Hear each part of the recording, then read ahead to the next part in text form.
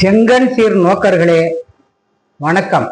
நாம் இந்த பதிவில் மகளிர் உரிமை தொகை என்று தமிழக அரசு வழங்குகிறது அல்லவா, அதை பற்றி சற்று பார்ப்போம்.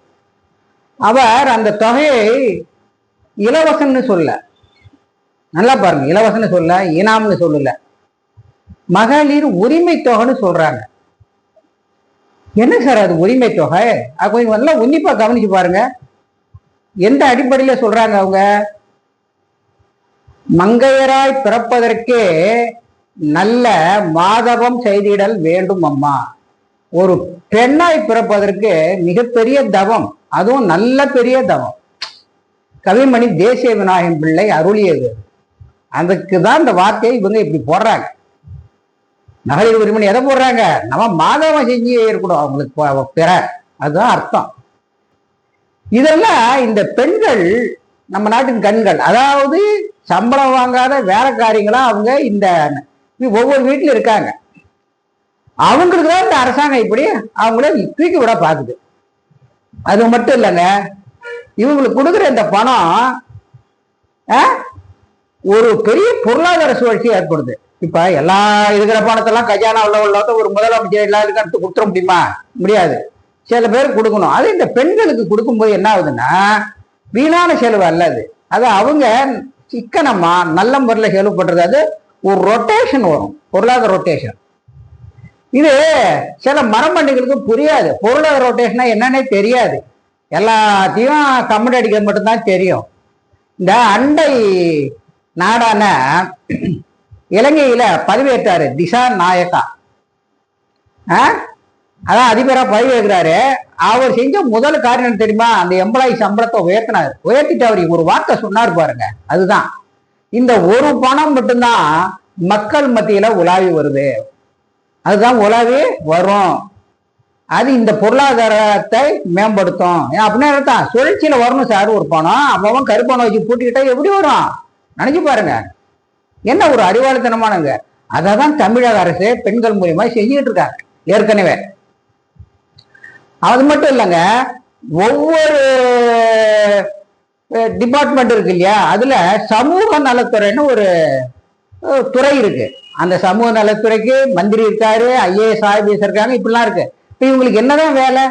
அவங்க விட்டு கவனிக்கிறாங்க யாராருக்கு என்ன பண்ணணும்ட்டு. இப்போ உதாரணமா ஸ்காலர்ஷிப் இன்னைக்கு மட்டுமா கொடுக்குறாங்க. இந்த ஸ்காலர்ஷிப் வந்து காமராஜர் காலத்துல, அது முந்தைய காலத்துல இருந்தே கொடுத்துட்டு தான் வராங்க.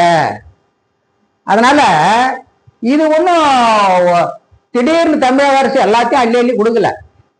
அப்புறம் இந்த பெண்கள் பஸ்ல போறாங்க இல்லையா, அது ஏனாம் இல்லைங்க, டிக்கெட் வாங்குறாங்க. அவங்க எப்படி இல்லைங்களா, அந்த டிக்கெட்டோடைய பணத்தை அரசாங்கம் கொடுத்துடுது. அதை நீங்க புரிஞ்சுங்க, புரியுதுங்களா? அரசாங்கம் சப்சைடின்னு சொல்லுவாங்க அதை. அதாவது அந்த பெண்களுக்கான அந்த பணத்துக்கு டிக்கெட்டை கொடுக்கும்போது அது தொக்கு விழுது இல்லையா, அதான் அரசாங்கம் பே பண்ணிடுது. அது ஓசி டிக்கெட் இல்லை. இதெல்லாம் புரிஞ்சுக்கிட்டு நீங்க கமெண்ட் அடிக்கணும். சில ஆளுங்க என்ன பண்ணுவாங்க தெரியுங்களா, இந்த ஊந்தடிச்சு ஓடுவான் சார் டெல்லி வரைக்கும். இது ஒரு பெரிய விஷயம். ஒரு பெண்களுக்கு வந்து முன்னேற்றத்திற்கு பாடுபடுறது வந்து அவ்வளவு மோசமா.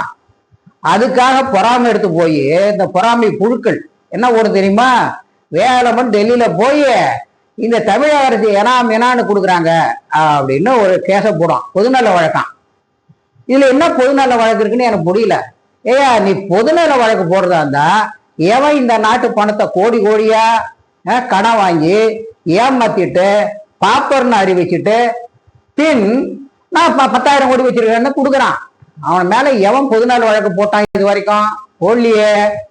பின்ன எதுக்கு இந்த பெண்களுக்கு செய்தி வந்த அவங்க உரிமை தொகையை வந்து அதுக்கு போய் எதுயா போடுறீங்க? நினைச்சு பாருங்க. அதை விட மோசம் என்ன தெரியுங்களா, இந்த மின்னணு வாக்கு எந்திரங்கள், இந்த மின்னணு வாக்கு எந்திரங்கள் இருக்க, இது இந்தியா அடிமையாவதற்கு, இந்திய மக்கள் அடிமையாவதற்கு இதுதான் அடிப்படை. இதை பற்றி வேற ஒரு பதிவில் நான் உங்களுக்கு விவரமா சொல்றேன். அந்த மின்னணு வாக்கு எந்திரங்களை ஒழிங்க, எங்களுக்கு வாக்குச்சீட்ட முறையை கொண்டு வாங்க அப்படின்னு இந்த பொதுநாள் வழக்கு போடுறோம். எவனாவது போடுறானா? போட மாட்டான். அப்படியே இவன் போட்டாலும் இந்த கேள்வி கேட்கிறாங்களா உச்ச நீதிமன்றம், நீங்க என்ன இலவசம் பார்க்குறீங்க, இலவசம் கொடுங்க, அவங்க அதை தள்ளுபடி பண்ணிடுவாங்க. இதுதான் சார் நிலவரம். ஆகவே கவிமணி தேசிய விநாயகம் பிள்ளையினுடைய அந்த வரிகளை மங்கையராய் பிறப்பதற்கு நல்ல மாதவம் செய்திடல் வேண்டும் அம்மா. அப்படி அந்த வரியை மீண்டும் ஒரு நினைவுபடுத்தி முடிக்கிறேன். நன்றி, வணக்கம்.